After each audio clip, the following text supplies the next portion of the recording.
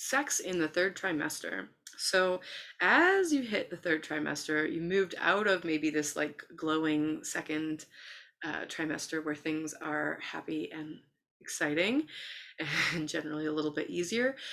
With the third trimester and maintaining intimacy, it can be trickier because the body becomes more and more round, more and more full. The ligaments become more and more relaxed, which means that different stresses and positions can become more challenging.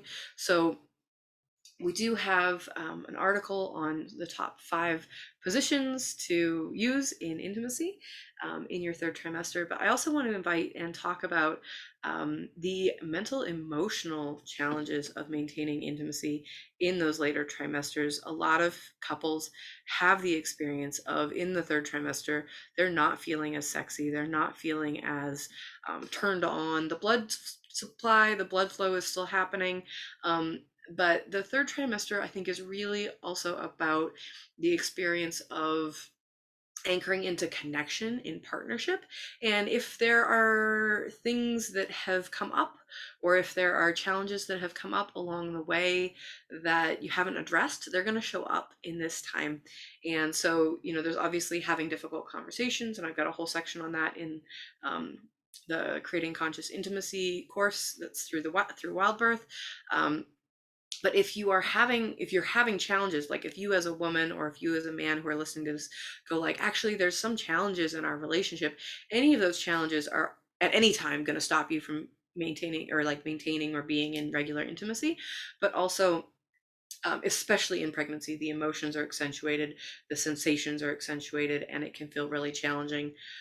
One of the things that I really bumped into is this place of feeling really tired and feeling really achy in the body. And it can be tricky to say, like, yes, I want to feel sexy with you, but right now my back is really sore, or right now my feet are aching, or right now I just feel like a whale, and that doesn't feel like a good thing to me. It doesn't feel like a sacred, graceful creature moving through the ocean. I feel like a beached whale stuck on the shore being like, oh, can't even roll over, right?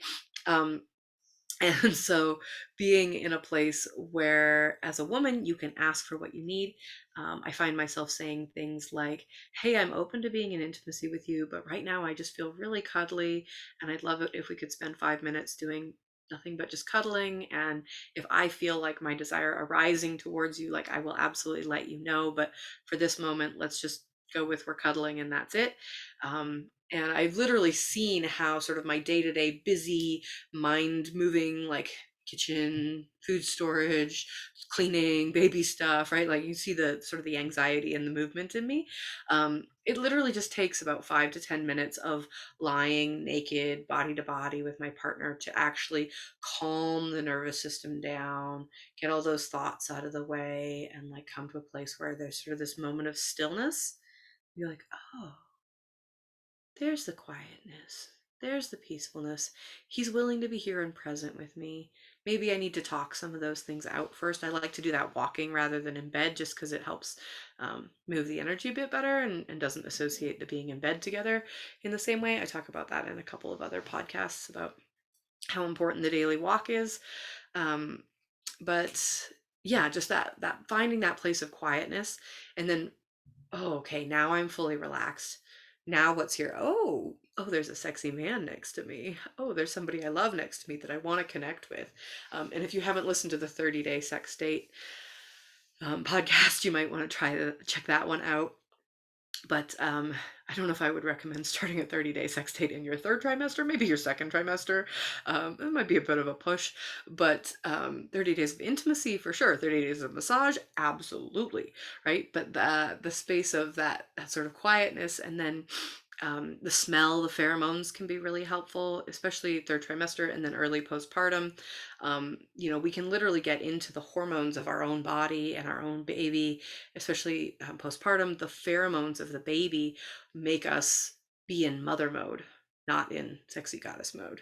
And so if we can shift over and smell our partner, nestle into the crook of their arm here and like stick our nose in and just be like, oh, smell good, and we don't want freshly washed armpit. We want like stinky man armpit, because that's the pheromones. That's the thing that's going to get us going. Assuming you like the way your partner smells. And if you don't, we maybe have some other conversation to have.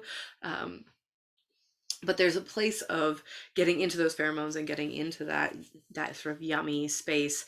And from the man's side, that can really take just like presence and being patient and literally going like, yeah, I'm horny, but like right now I need to be in nurturing space towards my wife, if that's even going to happen.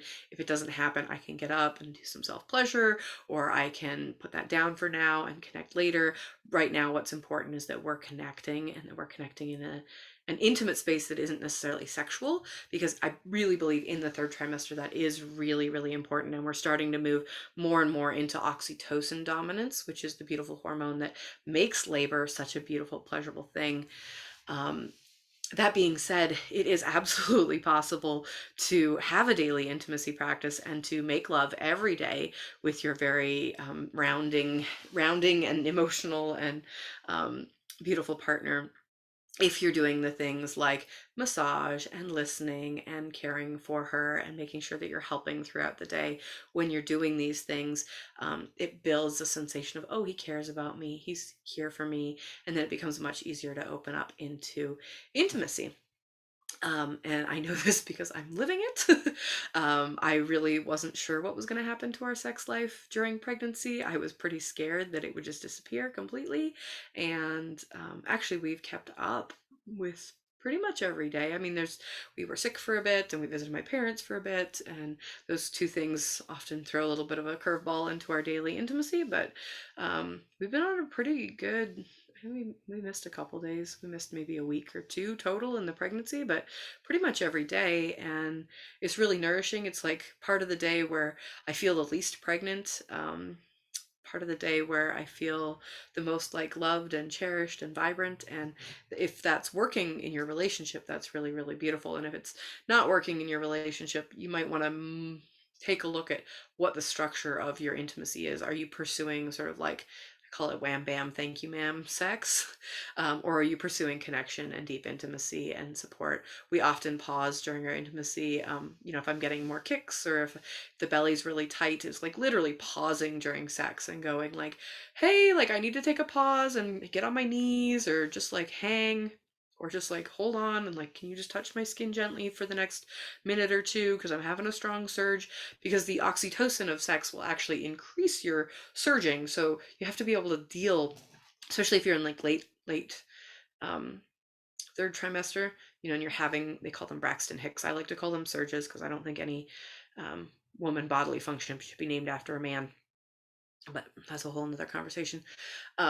But the surges can be accentuated by the deep oxytocin of deep love, deep, beautiful love making, by the like the climax of the woman. This can accentuate and accelerate the surges.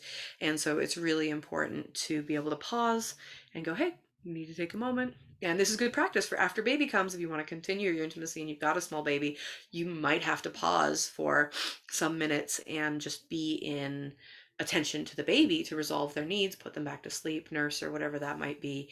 And the invitation in pregnancy for sure, and then like navigate it to your own comfort after baby. But in pregnancy, I find it really sexy when my partner continues to be in self-pleasure. If I'm taking a moment and I just go like, I just need a moment.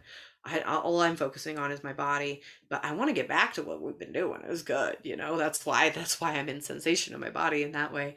And so um seeing like turning, like coming back from sort of being with the wave or the surge and seeing him in self-pleasure, and I go like, oh right, that's what we were doing, and moving back into that.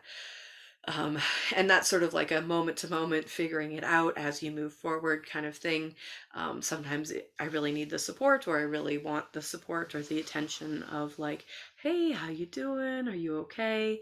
And I would say that my partner is really, really fabulous in terms of checking in throughout intimacy. If it's been 10 minutes and we haven't changed position, it's like, it's time to change position. Like sometimes the being on my back, having like the pussy eaten is like a really wonderful experience, but I can't actually be on my back. And because there's like, that's my preferred position to be in, for receiving that experience. And so it's sort of like that experience is also limited by the weight of the belly on the nerves and the blood flow and whatnot. So there's like sort of navigating those things and moving through that and realizing that the position changes are very, very important. And as a romantic sexual partner, like it's really helpful if you're doing that check-in and just sort of going like, hey, how's it going? Do you need to move your body? And often my response to that is like, oh, I hadn't thought about that, but actually, yes, absolutely, I do. And then we move over and change into a different position. So the communication, I feel like communication in any relationship obviously is key, but especially in maintaining intimacy in pregnancy, like it's not as sort of like straight line linear intimacy. It's got more like ups, downs, pauses, gaps. Okay, let's check in, like, well, how are we feeling? And sometimes just getting to a space of being really surrendered and happy. And I've had more experiences during pregnancy where I go like, wow, I'm really saturated now. Like I'm like so full of pleasure and love and joy and bliss and like surrender that I don't. There's no part of me that wants more. I'm just like done.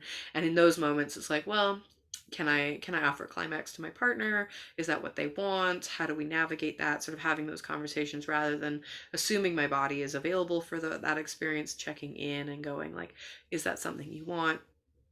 And can I offer that? Do I feel willing to offer that? And if I'm not, like, am I okay with them being, and with my partner being in self pleasure next to me? It's like generally yes.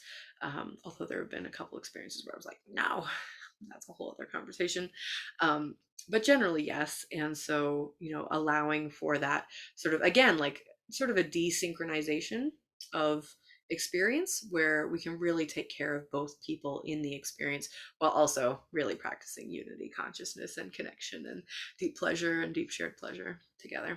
So yeah, that's like a whole schwack of thoughts around um, pregnancy and third trimester sex. And if you are interested in learning more, please do come check out the birth preparation for dads course that we're putting together. It's a really short and simple and very like logical course that is designed for dads, and it does also focus a lot on the thing that motivates dads to show up for birth prep, which is maintaining your intimacy during pregnancy and then also postpartum, and making sure that you are treating your woman in a way that's going to encourage her to return to your sexual life and finding what that looks like in a really, really good way.